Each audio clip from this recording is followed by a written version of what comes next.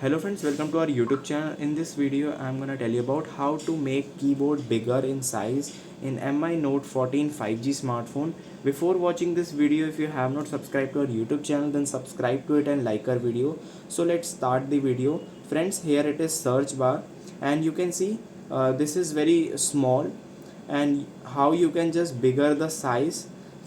So you have to click on this icon like this, and here it is floating.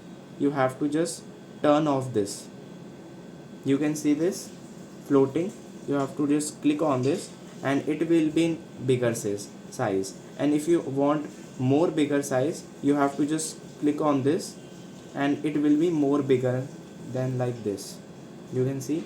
I hope you like this video. If you like this video, then subscribe to our YouTube channel for more helpful tips and tricks videos. See you next time.